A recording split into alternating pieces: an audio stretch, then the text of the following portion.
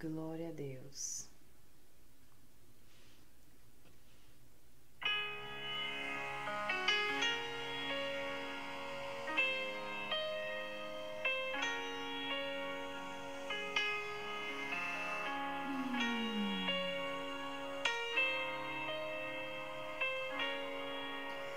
Deixa o esplendor de sua glória, sabendo o destino aqui. Estava só e ferido no Gólgota, no Calvário, para dar sua vida por mim. Se isto não for amor, o oceano secou. Aleluia. Não há estrelas no céu,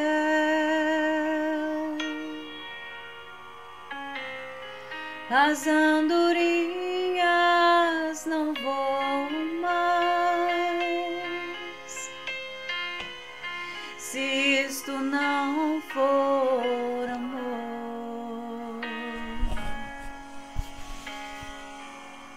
o oceano secou.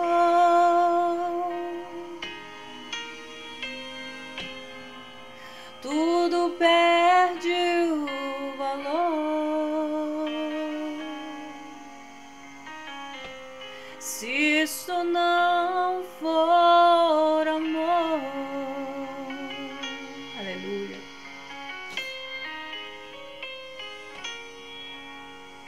Mesmo na morte lembrou-se do ladrão que ao seu lado estava.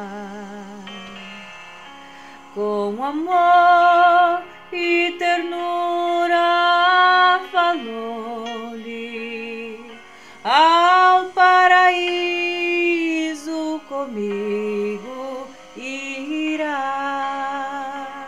Glória a Deus.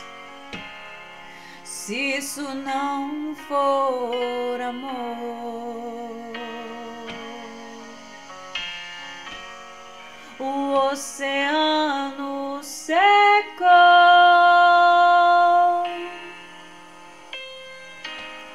Não há estrelas no céu,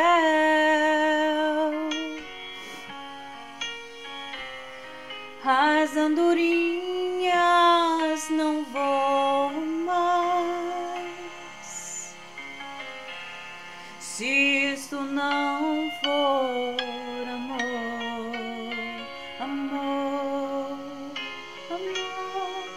o céu não é real.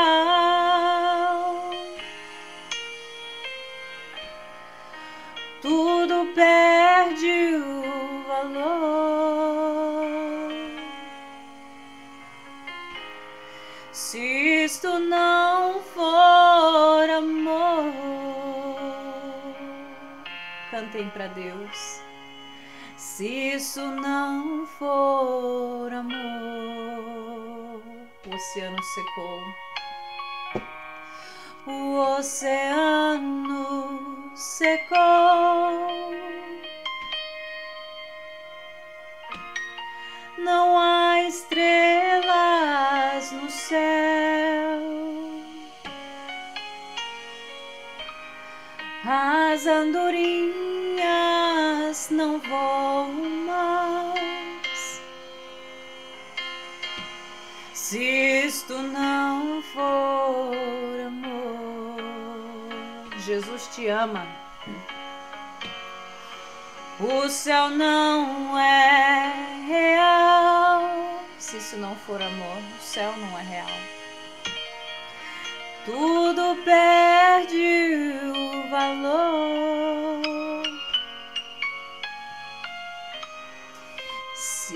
isso não for amor.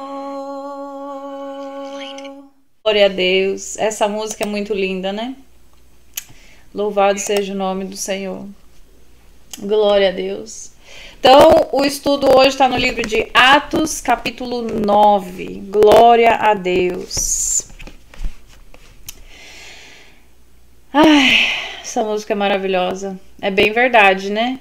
O amor de Deus tá estampado pra gente ver em todas as partes, né?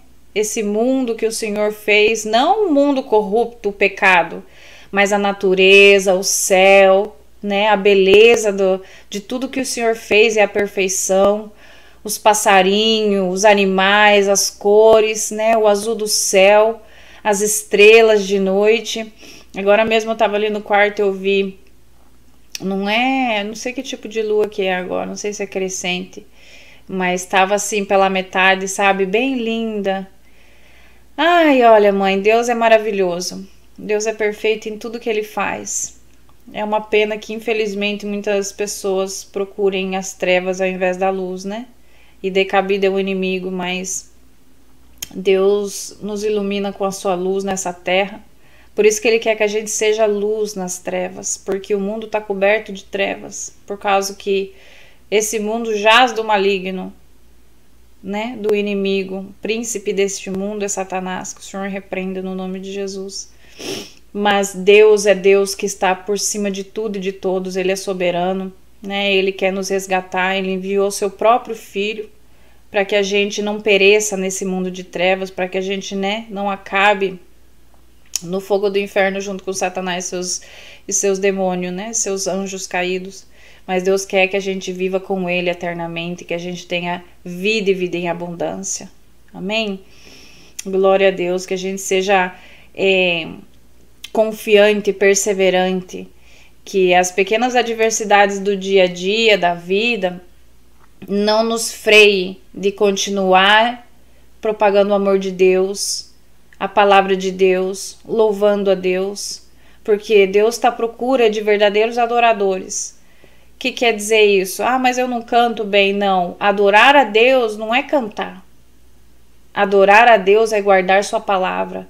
Adorar a Deus é poder abrir a boca e falar do amor de Deus, mesmo quando o coração da gente está sangrando.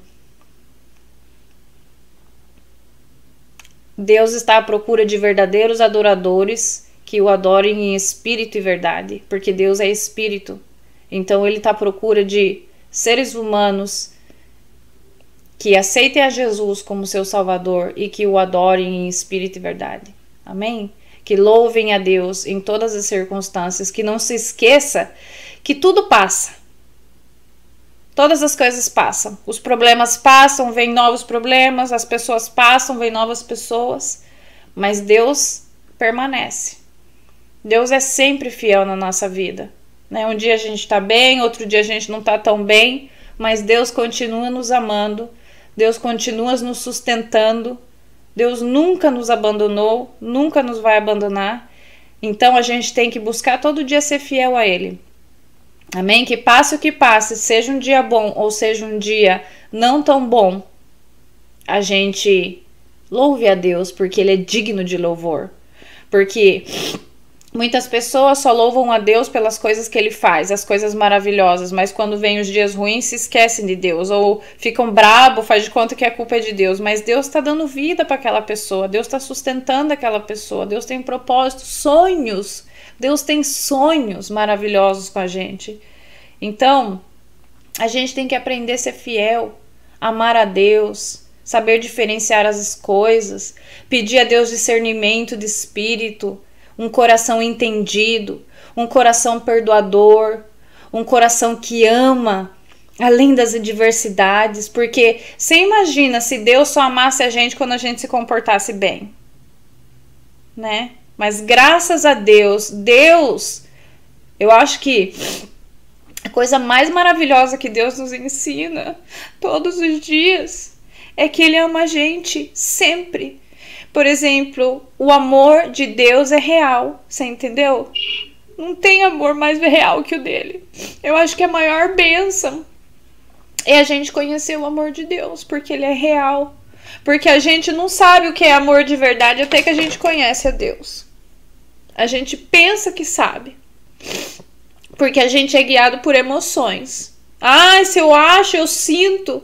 Mas o amor não é sentir, não é achar. O amor é saber. Amém? Então é uma rocha firme para nossas vidas. Eu sei que Deus me ama. Né? Então, às vezes a adversidade vem, os problemas vêm, as pessoas falham, a gente falha, mas Deus ama a gente porque é saber. E o inimigo vai tratar de convencer o contrário. Não, você falhou. Não, você pecou. Não, você entristeceu a Deus. Você fez o que desagrada a Deus. O Senhor não quer saber de você. Já não tem oportunidade. Então as pessoas ficam envergonhadas e se afastam de Deus porque acham que não tem mais solução, que Deus não está amando elas porque elas desobedeceram ou fizeram alguma coisa que desagradaram a Deus. Mas Deus, muito pelo contrário. Se a gente, como ser humano, é capaz de perdoar, de entender, de por exemplo, não julgar muitas vezes, né? Se um amigo vem contar um problema gravíssimo, feio, às vezes fala assim, não, mas o que fez você contar esse problema para uma pessoa estranha e não contar para sua mãe, ou para o seu pai, ou para uma pessoa conhecida? Não, eu conto para fulano porque ele não me julga. Ele não, né? Ele me entende, ele não me julga. Agora, quanto mais Deus, que é o Criador, Ele te entende. Ele não te julga. Ele não quer condenar você. Ele quer te salvar, muito pelo contrário. Ele é o teu melhor amigo. Ele quer que a gente se aproxime do trono da graça. Ele é santo, ele te ama, ele não está de acordo com o pecado. Então, ele vai te dizer naquilo que você errou, mas ele vai te falar como consertar-se. Ele vai te mostrar o caminho. Ele vai te sustentar, porque ele é pai. Ele é pai criador, ele é o pai que ama. Amém? Então, quando a gente falha, o que Deus quer é que a gente se humilhe e peça perdão. Que Deus sabe que a gente está em corpo aqui, a gente está na natureza humana pecaminosa. Amém? Deus não está esperando perfeição de ninguém. Deus quer sinceridade. E Deus quer que a gente se aproxime dele. Porque é muito fácil a gente se aproximar de Deus quando eu tô lendo a palavra de Deus, eu tô obedecendo a palavra de Deus, tudo vai bem, tudo certinho. Mas a primeira caída, na minha primeira falha, eu me afasto de Deus, porque eu acho que eu não tô, que eu tô decepcionando a Deus.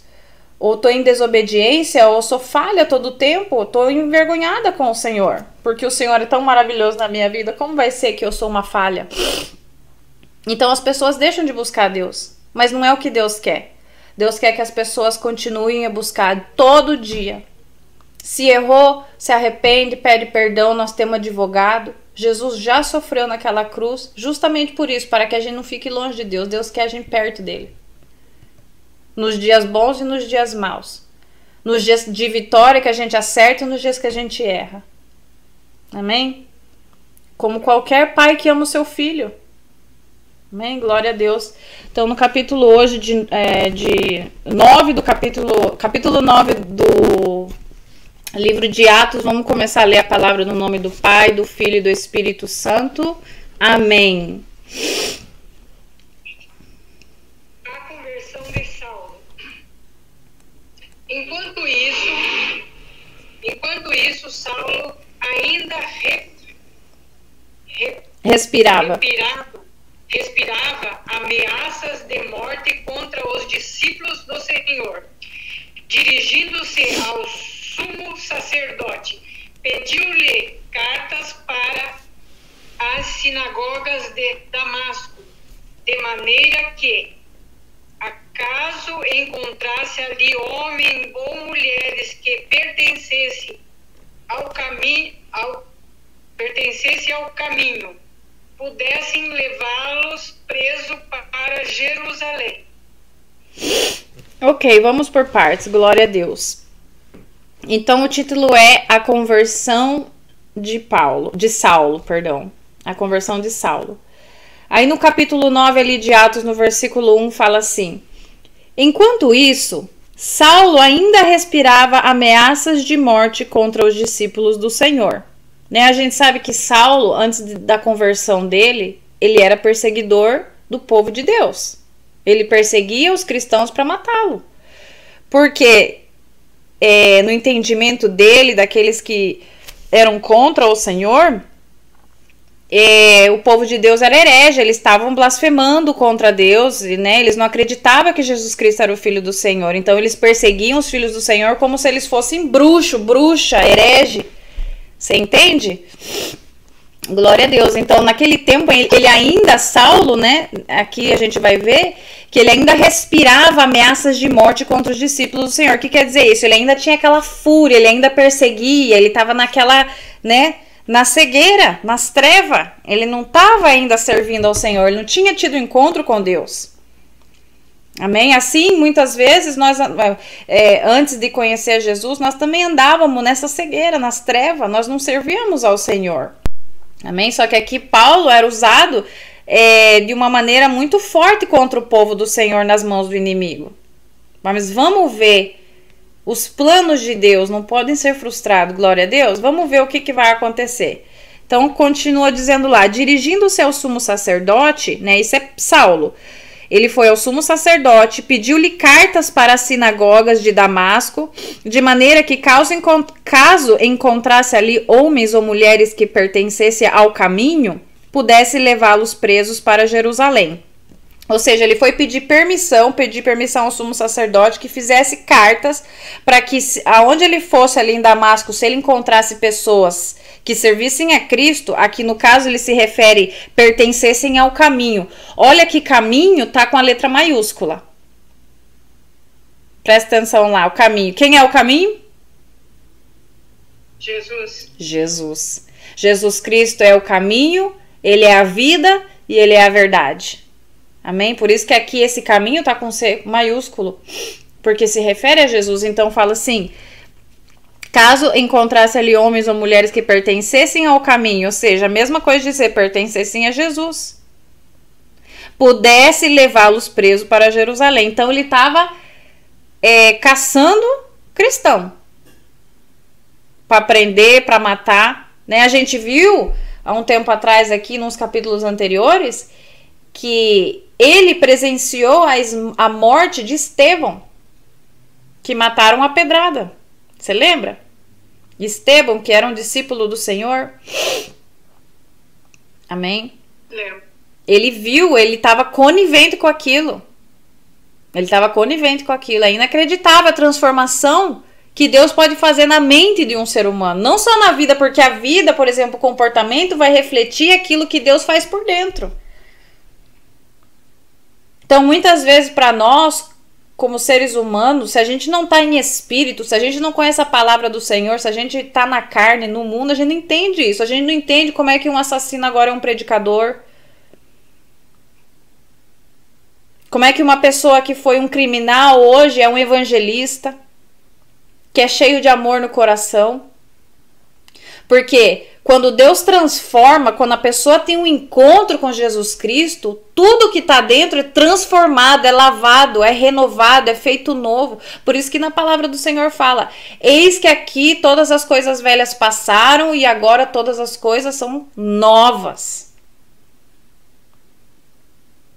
O homem velho fica para trás. Não quer dizer que é do dia para a noite, não, mas é um trabalho contínuo que o Senhor vai fazendo de acordo com o propósito que o Senhor tem com a vida de cada um, porque tem gente que o Senhor converte de uma vez, igual aqui com o Saulo, que a gente vai ver mais pra frente. Por quê? Por causa do propósito, do plano que Deus tinha para usá-lo da maneira que ele foi usado. Mas com cada pessoa Deus tem um propósito e cada um é diferente. Mas a verdade é que quando Jesus Cristo chega na nossa vida, que realmente você tem um encontro com Jesus, tudo é transformado. Amém? Então, mas a gente vê aqui que ele ainda estava, né, caçando os cristãos. Aí no versículo 3 lá, mãe, continua lendo. Em sua viagem, quando se aproximava de Damasco, de repente brilhou ao seu redor uma luz vinda do céu. Ele caiu por terra e ouviu a voz que lhe dizia: Saulo, Saulo, por que você me persegue? Ok. Olha só. Então ele estava indo de viagem, né? Na caça aos cristãos, com aquela arrogância. Eu sei, eu faço. Olha aqui meu diploma, né? Como muita gente anda hoje em dia, porque Saulo ali, ele pertencia a uma seita ali dos judeus de alto rango. Ele não era qualquer Zé Mané. Ele tinha autoridade entre os líderes judeus. Amém? Ele ia ficar no lugar daquele que o ensinou.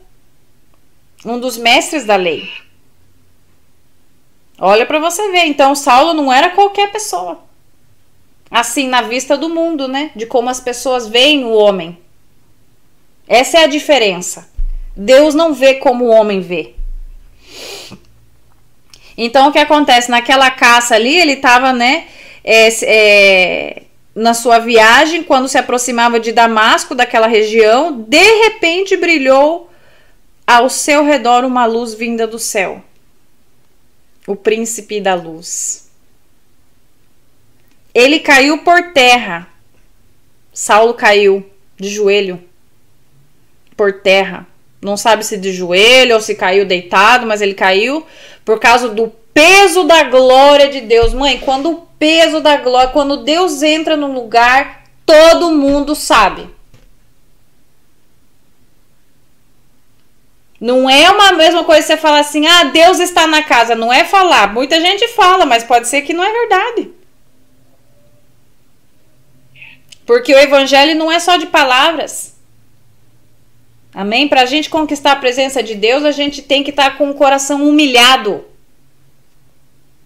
Deus não vai onde tem gente arrogante, gente mentiroso, querendo enganar os outros nessas igrejas aí que falam, ah, Deus está na casa, o barão desceu, tua vitória chegou. Deus está bem longe dali, muitas vezes. Por quê? Porque o Senhor conhece o coração das pessoas. Amém? Mas quando verdadeiramente o Senhor se apresenta, não há quem aguente o peso da glória de Deus. Todo mundo cai prostrado, mãe. Ele é o Rei de Reis, ele é a majestade altíssima. Ele é o Criador de todo o universo, de todas as galáxias. O Sol se sustenta no poder de Deus. Os planetas. Tudo subsiste nele. Ele é o grande eu sou. A nossa mente humana não consegue conceber a grandeza, o tamanho do nosso Senhor. Mas ele é grande. Ele é poderoso. Ele é santo. Ele é puro. Ele é onipotente. Ele está aqui, ele está em todas as partes. Ele ouve tudo, ele sabe tudo. Ele está aí, ele está aqui, ele sente, ele conhece teu coração. Nada escapa do controle de Deus, nada. É incrível, Deus é incrível, ele é fantástico. Ele é maravilhoso, ele é todo poderoso. Então aqui, Saulo caiu por terra. Assim como os planos do inimigo caem por terra. O inimigo se levanta. Assim como Paulo aqui estava sendo usado pelo inimigo para caçar cristão, logrou matar alguns, sim. Mas se lembra que quando Estevão morreu, ele viu a glória de Deus, ele sabia exatamente para onde ele estava indo. E ainda antes de morrer, ele falou, Senhor, perdoe essas pessoas aqui, porque eles não sabem o que eles estão fazendo. Como quem diz, eles não conhecem o Senhor. Eles não estão vendo a glória que eu estou vendo. Isso aqui que a gente está vivendo hoje é tão rápido. É tão como uma fumaça que hoje é e amanhã não é. Mas existe um reino que é eterno, que é o reino de Jesus Cristo de Nazaré. É por esse reino que nós estamos guerreando dia e noite. Nós somos soldados de Cristo. Deus já pagou o preço para nós entrar. Nós nunca poderíamos entrar nesse reino se não fosse pelo sacrifício do Senhor Jesus. Mas no dia a dia nós temos que fazer o quê? O que o Senhor mandou, que é: pegue a cruz e me segue. Ele é o nosso general. A gente tem que seguir a Jesus Cristo, porque ele é o caminho. Como é que eu vou chegar ao Pai fora do caminho? Jesus Cristo é a ponte. Se eu não ando no caminho, na ponte, eu não chego ao reino dos céus. Porque ele é o caminho. Não existe outro caminho. Amém? Glória a Deus. Então ali caiu por terra, né? E aí ele ouviu, ele fala assim, ele caiu por terra e ouviu uma voz que lhe dizia: Saulo, Saulo, por que você me persegue? Vamos ver o que Saulo falou? Saulo perguntou no versículo 5: Quem és tu, Senhor? Você lembra quando Jesus foi libertar aquele gadareno que estava todo endemoniado do outro lado do rio com os apóstolos? Do outro lado do mar? Aquele que estava todo acorrentado, que vivia no cemitério. O povo encorrentava ele, né, rasgava, quebrava as correntes, estava com uma legião de demônio dentro. Quando Jesus chegou perto dele, o que os demônios falaram? Primeiro lugar, quando Jesus se aproximou, Jesus nem abriu a boca. Ele só desceu do barco. Aquele homem, o gadareno, estava cautivo. Ele não falou, porque ele ali não tinha domínio sobre sua vida, sobre o seu corpo. Ele era um escravo. Ele estava acorrentado, ele estava escravizado, ele estava cautivo. E o Senhor foi para libertar ele ali. Então, quem que se apresentou? A legião. O que eles falaram? Senhor, por que vieste nos atormentar? Porque no mundo espiritual, eles viam a Jesus, eles sabiam que ele era o Rei da Glória, o Filho do Deus Altíssimo. Tremem de medo do Senhor. Não nos mate, Senhor. Nos manda, envia-nos aqueles porcos que tá ali. E o Senhor ainda deixou. Falou, pode ir. Nós, ou melhor dizendo, eles naquele então viam a Jesus Cristo como um homem humilde porque ele é, um homem manso porque ele é, um homem cheio de graça porque ele é, um homem amoroso porque ele é. Mas eles não conseguiam conceber na cabeça deles que, vendo Jesus Cristo como ser humano, que ele é o Deus onipotente. Então eles viam a Jesus e eles não conseguiam entender a autoridade de Deus. Mas o mundo espiritual reconhece a autoridade do Senhor. Todo joelho se dobra e toda língua confessa que ele é Deus. Então, quando aqueles demônios, aquela legião, viu ao Senhor Jesus, tremeram de medo. Porque eles não viram o Cordeiro de Deus. Eles viram o Rei da Glória. Eles viram Jesus como ele é.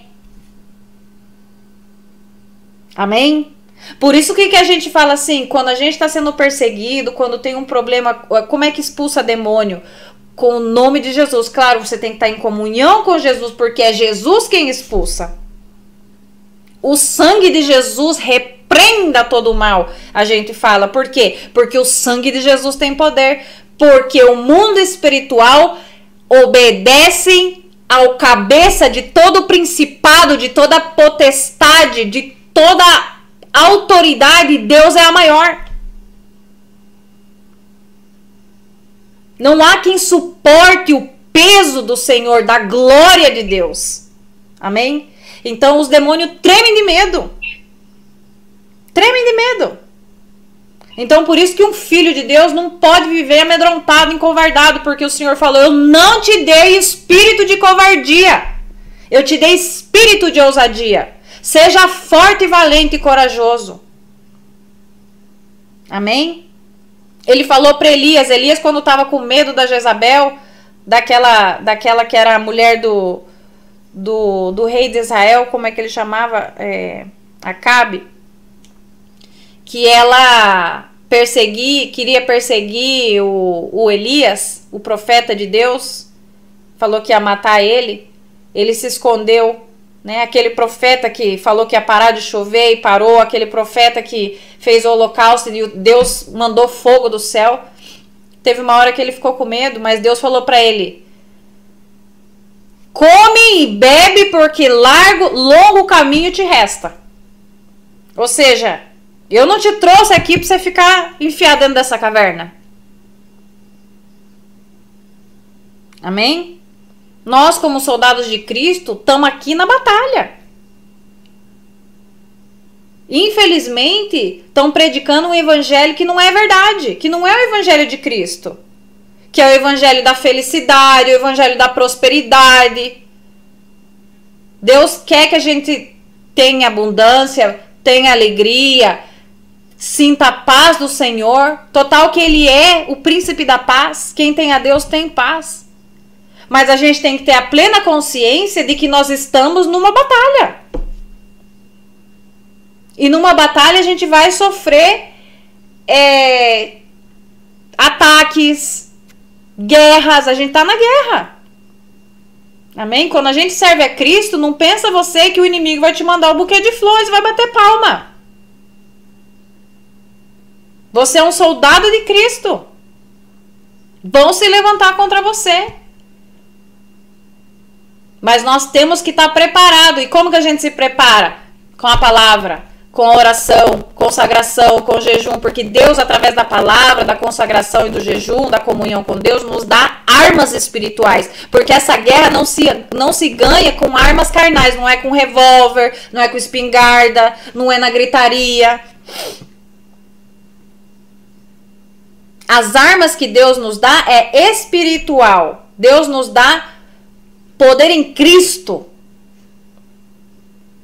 para vencer os espíritos malignos. Porque tudo que a gente vê agora se materializando nesse mundo físico, primeiro acontece no mundo espiritual. Isso aqui é um reflexo do que está acontecendo no mundo espiritual. Então, se a gente tem comunhão com Deus, Deus nos antecipa. Abre os nossos olhos para a gente ver o que é que está acontecendo no mundo espiritual. Então a gente guerreia no mundo espiritual e a gente tem vitória no mundo físico. Porque tudo que foi feito, que a gente vê, foi feito daquilo que não se vê.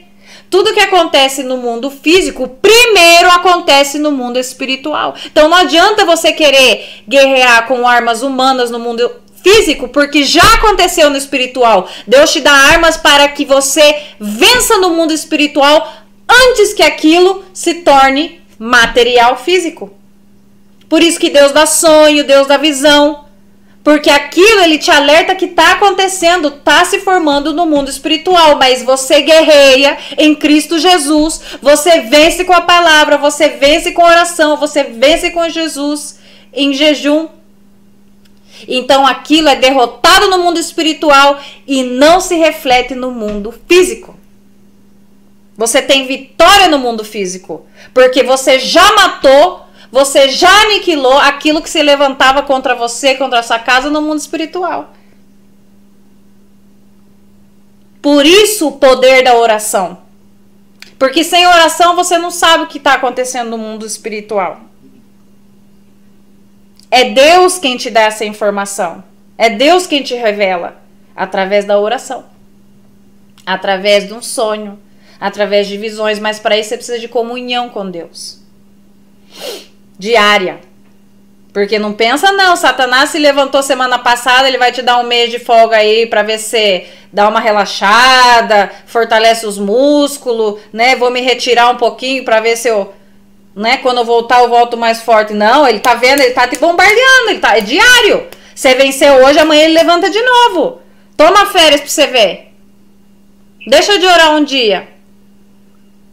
Não pensa não tem prego, eles não dormem. Graças a Deus que o nosso Deus que nos cuida não dorme nem pestaneja. Senão nós estava frito. É Ele quem cuida de nós. Mas nós temos que fazer nossa parte, nós temos que buscar no Senhor. Hoje, mais do que nunca, eu estava olhando ali, né, o celular, aconteceu eu te contei até uma festa, um show de música aí, de um rapeiro, acho que americano, lá na Califórnia, acho que foi. Um monte de gente morreu. Um tumulto de gente, muita gente, né? Como é que fala? Uma avalanche de gente. O povo queria sair, não conseguia. No meio do show, ambulância, gente desmaiando, gente tendo ataque cardíaco, um monte de coisa. Mas eu vou te falar uma coisa. Isso eu vi hoje, mas eu já tinha pensado quando eu vi a primeira vez faz uns dias atrás. Eu tô vendo que estão descobrindo mais e mais que gente morreu naquele lugar e que as testemunhas, as pessoas que estavam lá, que nem são religiosos, nem conhecem a Cristo, nem nada, falou que aquilo parecia um show no inferno. Gente dando o mesmo testemunho, gente que não é crente, falando que aquilo parecia um inferno.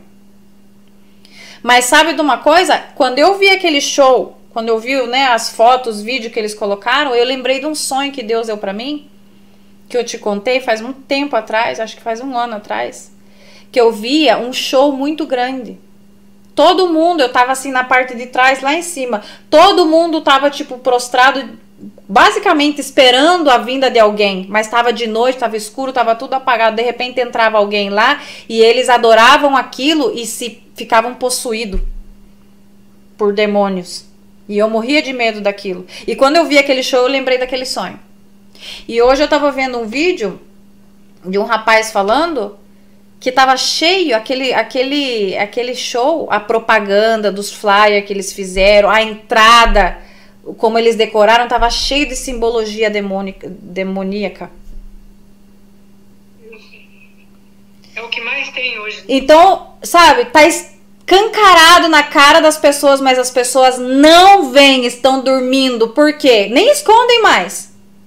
Porque as pessoas não conhecem a palavra, as pessoas não têm comunhão com Deus. Acha que tudo é brincadeira.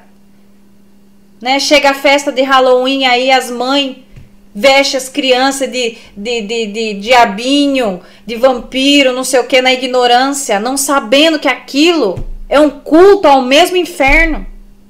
Ai, que exagero, você é extremista. Não, é a realidade. O satanista usa esse dia para fazer sacrifício, culto a Satanás, o Senhor repreenda. Então a gente tem que ter os nossos olhos abertos, a gente tem que estar em conexão com a palavra, amém?